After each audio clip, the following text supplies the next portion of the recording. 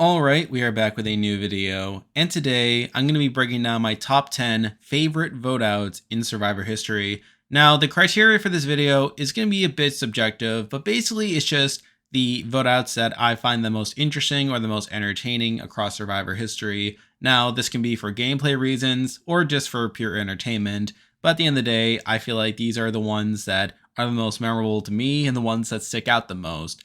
So like I said, there are 10 vote outs to talk about here, and let's not waste any more time, let's get right into the video. So starting off at number 10, we have a pretty interesting round to get into here, but here we have the merge round of Survivor Redemption Island, also known as the second Matt Elrod vote, and this was definitely one of the more brutal vote outs in the history of the show, but also one that's pretty entertaining for a number of reasons. We obviously have Matt Elrod coming back into the game through Redemption Island, and you'd think he'd be this pretty massive swing vote as the two tribes were coming into this merge at a 6-5 split here, with the Ometepes having the advantage here, with the majority Ometepe group being the ones that voted out Matt Elrod to begin with.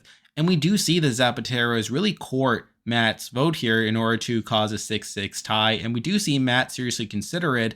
But then we see Boston Rob and the rest of the Ometepes basically manipulate Matt into still siding with them, basically ensuring that they would have a 7-5 split here.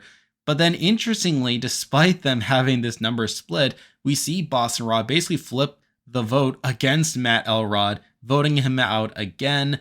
And through that, ensuring that Matt Elrod goes back to Redemption Island right after winning duel after duel after duel to come back into the game just to be sent back there, while still preserving the 6-5 numbers advantage on the Ometepe side that really allows Boston Rob to dominate a lot of this post-merge here.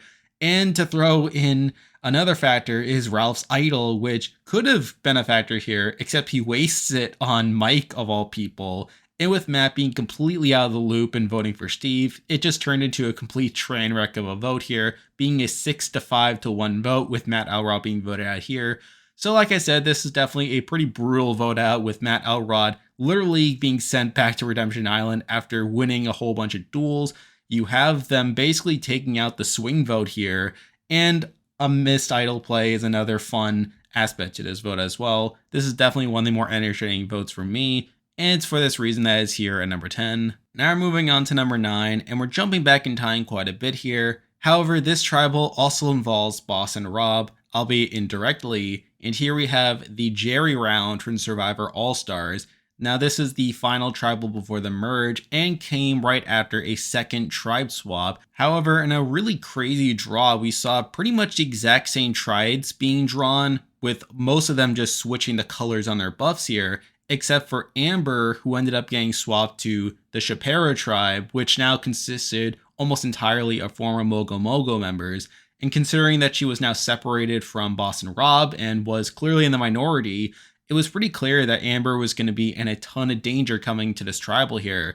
But in an interesting turn of events, we see Boston Rob basically convince Lex right after winning the immunity challenge to protect Amber, and basically saying that he'll help him out later in the game if he agrees to do this. And considering that Boston Rob and Lex had a pre-game relationship, Lex decides to go along with this, doing what he felt like was a favor for a friend here. And we see him literally go to his allies, namely Kathy, and literally switch the vote onto Jerry here, which ultimately results in Jerry being taken out in a 4-1 vote here. So this tribal is pretty interesting for a number of reasons, like the fact that Boston Rob was able to influence a lot of what happened at the tribal through his relationship with Lex here, despite not being on the same tribe. But also it's an interesting move for Lex here in that he basically gives up a pretty good position, as he would have technically been in the majority at the merge had he voted out Amber here, as he was planning to flip Big Tom and really hold the numbers with his original Mogo Mogo members to essentially have the numbers coming into this merge. But because he votes out Jerry here and leaves Amber in the game, it basically opens up the door for Boston Rob to take control here, and along with holding Big Tom under the guise of maintain the original Shapiro numbers, it basically puts Lex on the bottom here. And we obviously know what happens next, with Lex being blindsided and Boston Rob literally having that conversation with him, saying he was going to vote him out, and Lex just feeling utterly betrayed. So at the end of the day, this was a pretty interesting tribal in how it ultimately shook up the game, how it basically gave all the power to Boston Rob coming into this post-merge here, but also like the fact that Boston Rob was able to use his relationship with Lex in order to influence what the other tribe was doing, did make it a pretty interesting vote out on its own here. So while the actual vote out of Jerry wasn't the most interesting in the world, the way it happened and how it impacted the game moving forward is enough to put it here at number 9. Now we're moving on to number 8, and I actually wanted to go abroad for this next one and really bring in some international seasons here. But admittedly, my knowledge of International Survivor isn't the best in the world, and I feel like I'm going to need some help for this one. So I'm actually going to turn it over to Bandit-Survivor content here to go over this next one here. Hello folks, and a massive thanks to Survivor Gumball for having me on the channel. Internationally, there have been many impactful vote outs that have drawn lines in the sand and defined boundaries within the game. I look no further than the CPay blindside in Island of Secrets. At this stage of the game, Rob took the driving seat by taking out a strategic force in Merrill and then voted out Jeffrey, who blindsided a close ally of his pre-merge in Nathan. Rob was also in a good spot and had lots of allies, but CPay pitched a plan to him involving blindsiding Steffi or Nicole, two of his closest allies. During this round, we get to see the first occasion he truly exercises his ability to manipulate by getting CPay to give back her half of the idol, meaning his group wasn't losing an idol and could vote her out with no issue. In my opinion, CPay's elimination defines the season thereafter for multiple reasons. Firstly, Rob showed to everyone betrayal to the core group would not be tolerated and can justify why Mubba and Mike voted for Jacques at the final 8 in spite of him literally playing the idol before the votes were cast. Through CPay's elimination, Rob had created a cult-like mentality where everyone feared putting their vote on anyone but the status quo. It's like Rob voting out Matt in Redemption Island for considering swaying to the Zapateras. Moreover, Rob blindsides Dante, Cobus and Jacques at this vote, creating a clear minority for the majority to pick off. Dante and Cobus therefore were voted out at 10 and 9 respectively, and Jacques only survives the final 8 boot because of his aforementioned idol play. Thanks for that breakdown, Bandit. Now moving on to number 7, and I've always enjoyed this tribal a lot, as it's not necessarily the most significant tribal in terms of how it impacts its individual season, but it's still a pretty important tribal in terms of the evolution of strategy, but it's also pretty entertaining on its own. But here we have the Edgardo vote out from Survivor Fiji. Now to set the stage here, it's at the final 9. Technically the first tribal in which all the players are voting together due to a weird twist that happened the round before. And it's pretty interesting as we have this majority alliance, the syndicate, that is more or less running the game at this point. And on the other side, we have the 4 horsemen consisting of Alex, Edgardo, Mookie, and Dreams, although Dreams has been a bit of a swing vote to a degree. Now, the interesting thing about the 4 horsemen here is that they do have an idol that they found during the swap. And considering that the idol was still a relatively new aspect to Survivor, and especially with this season being the first one to have the modern iteration of the idol, there was definitely a lot of uncertainty over how it could really impact the game, as the 4 horsemen were very confident that they would be able to easily dominate the game by playing this idol and really fooling a lot of the majority alliance here, while the majority alliance wasn't entirely sure how to counter it at this point. Now, fortunately for them, they do have Dreams, who, as I said, wasn't entirely committed to the 4 horsemen and was sort of being a double agent at this point due to his close bond with Earl, who was running the game at that point. And he was really just going back and forth telling information to the majority alliance, particularly about the idol. And crucially, when we saw Alex and Mookie exchanging the idol between each other, Dreams was the one to inform the alliance about this, which really made them uncertain over where the idol was going to be played, whether for Alex or Mookie. And it's through this that Stacy came up with the idea of throwing all the votes onto Edgardo, which made sense as they assumed that Alex and Mookie were the most likely people to have the idol played on them, leaving Edgardo as the one who is seemingly the safe vote here. And it's through that the alliance agrees to the plan, And while Dreams technically wasn't looped in on the plan himself as he threw his vote onto Mookie, we see this plan come into full fruition. And I always love the reactions that Alex and Mookie give at this tribal, where we see Alex be the one to play the idol on himself. And he seems so cocky during this whole thing, where he really feels like he just tricked the entire alliance here into voting for him. And then when they see the Edgardo votes coming out, their faces immediately drop as they realize they were the ones that got played. And I always love seeing like Earl's reaction as well, just him being pretty proud of the move that his alliance just made here. And of course, Edgardo is voted out here, really dismantling the Four Horsemen alliance, and in the process, really making the Four Horsemen turn onto Dreams, as they knew that he was the one to inform the alliance about their idol to begin with. So on the whole, I found this tribal to be very entertaining, both in terms of the reactions that Alex and Mookie were giving as the votes were being read and when they were playing their idol. But even before that, where we saw Alex and Mookie like finding out about Yao-Man's idol and basically trying to blackmail him with it, only for a lot of the other people to be pretty critical of them and basically seeing them as bullying Yao-Man. I always found that pretty funny. But obviously, it was also a pretty interesting tribal in terms of the gameplay, particularly with the development of the safe vote, which would over time become a pretty standard strategy in terms of countering the modern idol. And of course, this was a pretty big tribal for Dreams' game, as he really turned on the Four Horsemen here, despite not really voting against them per se, but in the process really tanking his jury chances as well. So I did find this tribal to be a pretty complete package for me. The reason I don't have it higher, however, is that at the end of the day, it didn't really impact the overall trajectory of the game. I mean, it basically boils down to the minority trying and failing to take a shot at the majority. And by the end, we see Mookie and then Alex getting picked off shortly thereafter, while the people in the majority more or less stay in power. So I can't have it too high because of that, but considering how entertaining and interesting the vote itself is, I do have it here at number 7. Now we're moving on to number 6, and we have another pretty interesting tribal to go through here, and another one that really changed the course of its season. But here we have the Leanne vote out at the final 7 of Survivor Vanuatu. And I did debate between this one and the John Carroll vote out in Marquesas, as both of them were obviously big flips against these majority alliances here. However, while the John Carroll vote out was more revolutionary for the show, I did get more enjoyment out of the Leanne vote out here, where obviously we see the men getting picked off during the early merge of Vanuatu, with the women really taking control of the game. And we see a lot of that culminate here, where Chris is the only one left standing, and he believes he's going to be voted out unless he wins immunity, as we literally see during the Final 7 immunity challenge, him berating his wife for doing bad at the challenge, saying, "I'm going to be voted out if we lose."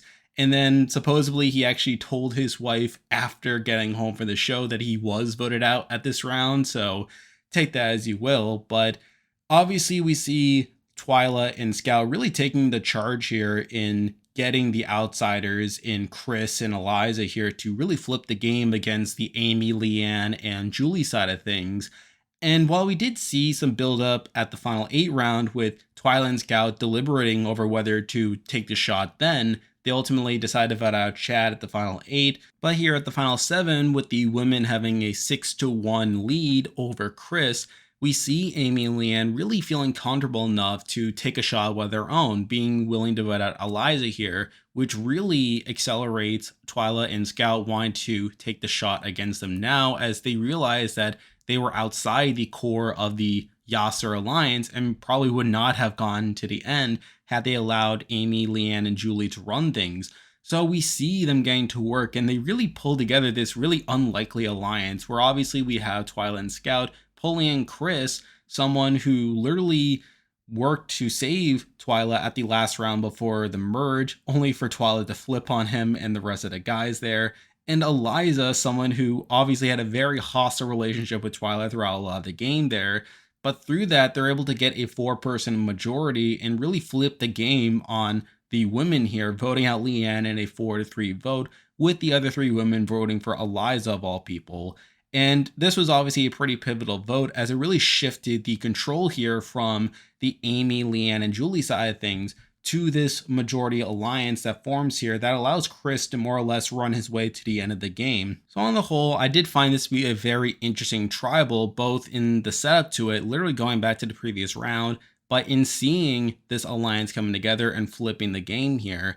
And yes, while the John Carroll round was more revolutionary in that it was the first time that a majority flip happened at the post-merge, I figured this one was more entertaining for me and was one of the more noteworthy rounds in the history of Survivor. So because of that, I do have it here at number 6. Now moving on to number 5. And admittedly, while this isn't the most interesting tribal in light of later seasons, I still always find this one pretty amusing as well. But here we have the Gretchen vote out in Survivor Borneo way back in the first season and the very first merge round. And for me, the vote count alone is what makes this really absurd, where it literally becomes a 4 to 1 to 1 to 1 to 1 to 1 to 1 vote, where literally 7 of the 10 people voting here get votes against them, with even like some Pagong members voting against each other, like Jenna voting for Jervis and Greg voting for Jenna. We also have Sean implementing his alphabet strategy, voting for Colleen here. And then, of course, we have the Toggy 4 voting against Gretchen, which is enough to send her out here in a plurality vote. And to me, this is obviously a pretty significant tribal in that it really highlights the importance of alliances in strategy, as it literally allows the Toggy 4 to gain the numbers here despite them only having a 4-person group in a 10-person tribe. And while we do see the Pagongs attempt to replicate this in later rounds, by the time they do, it's kind of too late and we see them literally Pagong the other tribe here. So to me, this is obviously a pretty important tribal in the history of the show, both from a gameplay perspective, but also from an entertainment perspective, as we literally have this ridiculous vote count here.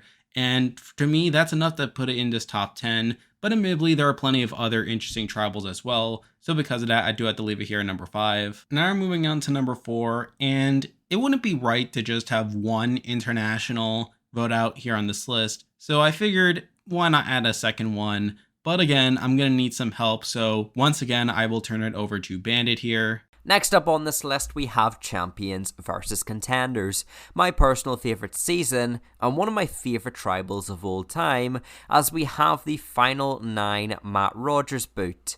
At this round in the game, Matt was the godfather. He had one of the strongest alliances ever seen on Survivor Australia at that point, with Steve, Sharon and Shane at his side. Benji was at the clear bottom, but won immunity, meaning Matt wanted to target Brian for being an outcast for his majority. But Benji pulled together his contender friends Shawnee and Fenella, alongside Monica and eventually Brian. It took literally everyone not in the core majority, plus Benji manipulating Sharon out of playing her idol for Matt to get eliminated. From that point on, the remaining members of Matt Rogers' alliance that ran the entire game previously with no resistance were on the bottom, with Brian positioning himself alongside Monica in the swing position between the remnants of the champions and contenders. Had they not taken the shot at Matt Rogers with all the outsiders remaining, then the alliance would have likely been the final 4 on the season, picking off the outsiders one by one, resulting in Sharon and Shane not having their insane underdog run. Once again, thank you, Bandit, for coming on here to break that down. And if you haven't already, be sure to check out Bandit's channel. I'll leave a link for it in the description. He's got a lot of great content, particularly International Survivor, and you should definitely check him out. Now we're moving on to number 3. And admittedly, I recognize that I will be leaving out some pretty noteworthy tribals here and some pretty noteworthy eliminations here. And I can definitely see some people taking issue with that. But I feel like these top 3 are all pretty solid and definitely looked at as some of the best vote outs in the history of the show. But at number 3, we have the Tyson vote out in Survivor Heroes versus Villains. And obviously, this is a very noteworthy tribal. Admittedly, it's not the most noteworthy from Heroes versus Villains, but considering I am limiting myself to one tribal per season for this list, I feel like I had to choose between this one and the JT vote out, aka the double idol play. But for me, I figured that this one was a bit more interesting in terms of how it shook up the game moving forward, as well as some of the gameplay involved here. So obviously, this is during the pre-merge and one of the earlier tribals that the Villains tribe goes to here. Now, up to this point, we have seen this rivalry play out between Rob and Russell here, with Boss and Rob having the edge for a lot of it. But at the same time, we have Russell picking up an idol and also getting Parvati and Danielle as allies for him. Now, coming into this tribal, Boss and Rob recognized that Russell's side of things were going to have an idol played. So through that, he came up with the split vote plan where he was going to have votes split between Parvati and Russell to essentially counter it. And to Rod's credit, he had the numbers to ensure that this split would take place. However, there was a slight problem in that Tyson was assigned to vote for Russell here in order to create the 3-3 split. However, we see Russell effectively manipulate Tyson into thinking that Parvati is the one going to be voted out here and that the idol is more than likely going to be played on him. And then we get to Tribal where we see Tyson flip his vote from Russell to Parvati, which turned a 3-3 vote split that would have worked for sure regardless of where the idol was played to a 4-2 split that would have ensured that had the idol been played on Parvati, that basically Russell's side would have won out here. And then we see Russell get up to play the idol, and he sort of deliberates for a bit between playing it on himself or Parvati. And at first it seemed like he was going to play it on himself, but then he makes this big show of giving the idol to Parvati. And I always love that moment where he's asking Parvati to accept the idol, and Parvati is just looking at him. It's like, are you sure? And then Russell's like, yes, I am. And then we see the idol get played on Parvati, which ensures that the vote split would fail, as it would give the Russell side a 3-2 advantage. And sure enough, they put 3 votes on Tyson, while Rob and Sandra are the only 2 votes that count from their side, ensuring that Tyson is voted out in a 3-2 vote, and giving way to the joke that Tyson voted himself out of the game, which he kind of did. So on the whole, I did find this to be a very entertaining tribal and one that really shook up the game. Now, admittedly, it didn't have immediate ramifications, as even after that point, Rob still technically had the numbers on the villains tribe, and it was through Russell flipping Coach and Jerry the next round to vote out Rob and take control of the game from that point forward. But this was still a very pivotal round for Russell and Parvati, as without it, it would have ensured that whichever one stayed in the game for that point would have been in the minority moving forward. And plus, there's just a lot of fun theatrics here with Russell here. Now, again, I can see some people deliberating over whether the JT vote should have been put in, but at the end of the day, I figured that this one was more enjoyable for me. And with my 1 tribal per season rule, I decided to go with this one over that one. Though to be fair, the JT one is still a lot of fun. But considering what I have here, I do have this one here at number 3. Now we're moving on to number 2, and we have another tribal here that's widely regarded as pretty great, and definitely a highlight for the season that it's from. And here we have the Sophie blindside from Survivor Winners at War. And this is another really fun tribal here, and really one that caps off one of the best character episodes for a single person, that being Tony, where on top of him getting all the fire tokens to get around the extortion advantage and winning the immunity challenge, he's also able to pull off this impressive move that allows him to take control of the game from this point forward. Now, before this point, Tony was still in a pretty good position, but Sophie was obviously better positioned than him, as she had closer bonds to like a Sarah and had plenty of ties to the other side as well, while Tony was able to scrounge together plenty of scraps here to pull off this plurality vote 4-3-2 to take out Sophie with an idol in her pocket. And it's fun seeing Tony scrambling around, picking up Jeremy, convincing him to side with him in a position where Jeremy was getting votes at this tribal. He obviously picks up Nick and Michelle as well, and through that they are able to pull off this plurality vote, not only blindsiding Sophie, but also blindsiding Sarah and really depowering her and basically allowing him to pick her back up the very next round. And I always love the fight that Tony has with Sarah immediately after this tribal, where she's obviously mad at him for blowing up her game, but then through that they're able to work together again. And then we have Sophie, who was largely seen as the front runner for a lot of the season up to that point, where she got a lot of great content in her edit and was in a pretty strong position as well. And the fact that she's taken out here in this pretty explosive tribal with an idol in her pocket, and plus it was a live tribal as well, just makes it a really entertaining ride for me. But obviously there is one tribal here that is even better than it. So because of that, I do have it here at number 2. And now at number 1, my favorite vote out in the history of Survivor is one that is pretty noteworthy and probably is on a lot of people's favorite vote outs, but here we have the Sarah vote out from Survivor Kage. Again, another vote out involving Tony and Sarah here. And this is an all-time great tribal for a lot of reasons. I mean, we obviously have these two sides coming together, mainly along swapped tribal lines here, with the Aparis having a 6-5 lead over the Solanas. And it's pretty interesting seeing how Sarah is basically the swing vote here, where despite her being on the Apari tribe, she has plenty of connections to the Solana group, as that group has most of the bronze still in the game. And along with that, she gets pretty cocky, basically creating the whole President Sarah joke that in turn leads to her being seen as a target by a lot of the group. And coming into the tribal, it was going to be a pretty close vote there, with a lot of theatrics going on, particularly with LJ and Tony both wasting their idols on each other, thinking that they were going to be the targets here. But then we see that the Aparis were targeting Jeff right here, and we really see LJ and Tony have these reactions, really feeling like they screwed it up and feeling like they were about to lose out big time on this vote. But then the last vote comes out and it's a vote for Sarah, and it turns out that they were successful in flipping Cass to their side, causing Sarah to be taken out here. And I always love the reactions immediately after the vote here, where we see Tony clapping, we see Spencer being completely awestruck, and then Sarah, of course, is pretty humbled seeing how she was just voted out here. And then, of course, we see Spencer saying, Cass, 0% chance of winning the game. And then Cass is like, we got a long way to go.